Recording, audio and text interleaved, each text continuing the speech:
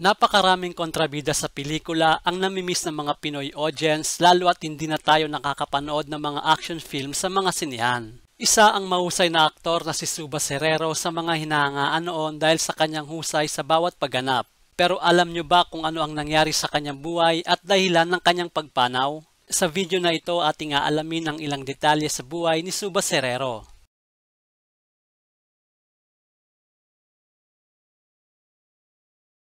Si Ricardo Wright Herrero o mas kilala sa pangalang Subas Herrero ay pinanganak noong April 3, 1943 sa City of Greater Manila, Metro Manila sa kasalukuyan. Sa tipo ng aktor, madalas siyang gumanap bilang mayaman na asyendero na mapang-api sa mga mahihirap o di kaya naman ay bossing ng mga hudlum. Ang mistisoy na itsura ni Subas ay dahil sa lahing kanyang pinagmula na Spanish-American. Base sa aming pananaliksik na pag-alaman namin na bata pa lang si Subas ay nagkaroon na siya ng interes sa pag-arte. Kaya naman nang dumating ang pagkakataon na siya ay maimbitahan sa isang audition para sa isang movie project ay kaagad niya itong sinubukan. Bagaman unang sabak niya sa audition, ibinigay ni Subas ang lahat ng kanyang makakaya at husay. Kaakibat nito ay kaagad siyang nabigyan ng parte sa isang proyekto noong 1971 sa pelikulang Pagdating sa Dulo. Nakasama niya sa nasabing pelikula sina Rita Gomez, Vic Vargas at Eddie Garcia. Maliit man na role sa una pero ito ay nagbigay na ng kasiyahan sa kanya.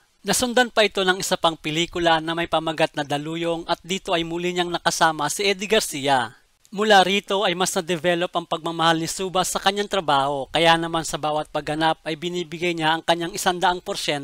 Tinangkilik si Subas sa mga direktor at producer kaya naman kahit kakasimula pa lamang, hindi bababa sa 4 na pelikula ang ginagawa niya noong dekada 70.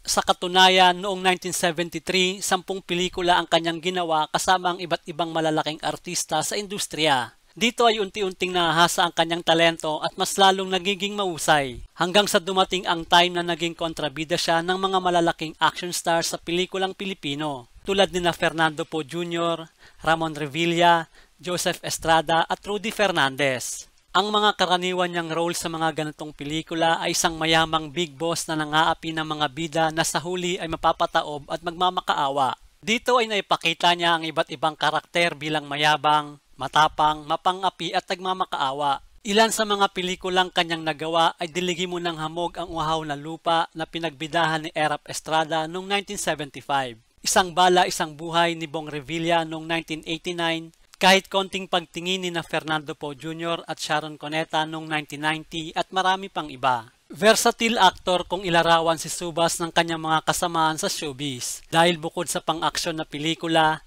nakasama rin siya sa mga comedy films tulad ng mga proyektong pinagbidahan ni Dolphy, Redford White at maging ng mga pelikula ni Tito Vic at Joey.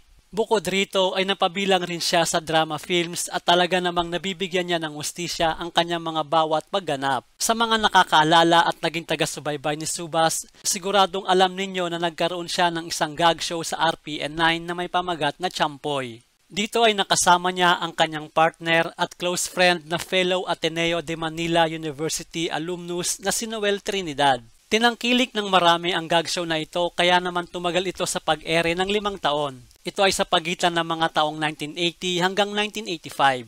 Samantala, dumating naman sa panahon na humarap sa pagsubok si Subas at ito ay noong year 2000 kung saan siya ay dumanas ng stroke. Sa kabila ng kanyang karamdaman at biglang pagbaba ng timbang, naging aktibo ang aktor sa pakikipaglaban para sa panibagong revolusyon noong 2001, kung saan sa pagkakataong ito ay nanawagan ang maraming Pilipino na pababain sa pwesto ang Pangulo na si Joseph Estrada bilang presidente ng Pilipinas. Kung maaalala, nakasama siya sa ilang mga pelikula na Estrada na Erap Is My Guy noong 1973. At Diligin Mo ng Hamog ang Uhaw na Lupa noong 1975. Lumipas ang panahon ay muling dumanas ng stroke si Subas at ito ay nangyari habang siya at ang kanyang pamilya ay naninirahan na noon sa Amerika. Noong March 14, 2013 siya ay pumanaw dahil sa pulmonary embolism. Ito ay resulta ng kanyang mga mild strokes at komplikasyon sa sakit na diabetes. Ito ay nangyari halos 3 linggo lamang bago ang kanya sanang 70th birthday.